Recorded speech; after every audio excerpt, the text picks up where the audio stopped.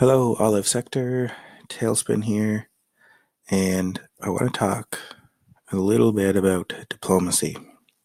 So I've created a test game where I am the fascists, and here I am, turn one, and this little arrow here goes between your star map and your dashboard. And what I want to talk about is the diplomacy tab or the diplomacy button. When I click on that, I get this, which is a list of all the other players, my relationship to them, and my status, and what they are returning to me. So if I click on the feds and I send an ambassador to them, so you send an ambassador, they give nothing. The headset shows up because it means that my messages immediately go to them. If they give the ambassador back, we can instantly message each other back and forth using this here. You can choose the feds. Yo, buddy, what's up? I see that, and it immediately goes to him. And if he has sent me an ambassador, he can immediately send me messages back that I can read immediately. This is important because you need to be able to talk back and forth quickly to players. You can't wait a whole turn.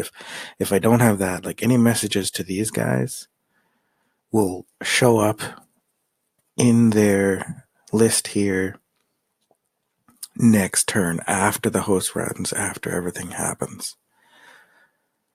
So it can be important to send those ambassadors. That is why at the bottom they have send ambassadors to all players. Big button, click on it, you send ambassadors to every player. Let's say you're getting friendly with these guys and you can go up to safe passage. That grants them freedom through your minefields and ship safety. Your ships don't attack each other. Shared intel gives all information you have obtained about other races, including scan enemy planets, ships, minefields, and everything. Everything you see, they see. Be careful who you give that to, because that can give a lot of information. There is kind of a glitch in that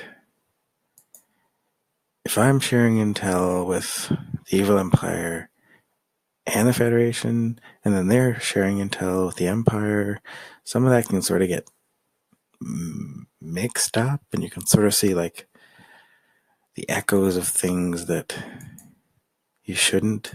Like if the feds are here and the Evil Empire is over here, and the feds are sharing intel with the Evil Empire and me, so I might be able to see an Evil Empire planet or something like that. So it's kind of a weird, I don't know if it's a glitch or intended, but it may come up. So back in the tab, when you declare a full alliance, by the way, everyone in the map will receive a message that says,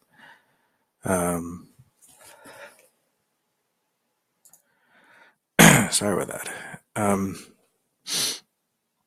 If I give an alliance and he gives an alliance, then everyone will receive a message that says these two players have declared an alliance.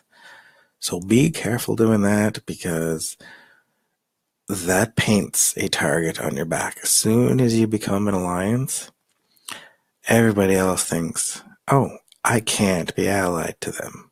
So you kind of immediately become the enemy. So be careful with that and how you use it. Block communication just kills the ambassador, and you can't talk to them at all. So one other feature in this diplomacy tab is the color. There's a little square in here. You can give, let's say, the Federation blue, the color blue. So when you go back to your star map, let's say I see the feds here, all their planets will be blue, their ships will be blue, their minefields will be blue, their lines will be blue on the map. This tends to override everything, so be careful when you use that. I usually use it when I have too many people that I'm working with or against, and I need to sort of distinguish, okay, these are Fed planets, these are Evil Empire planets. Otherwise, they'll all just show up red. Or if you're allies, they'll all show up teal color. So diplomacy. So on turn 1, you should really send your ambassador to every player. This is kind of good. The log, no messages yet, but it will give you a history of what's been said. So I think that's about everything in the diplomacy tab. Send those ambassadors and get talking. All right, until next time.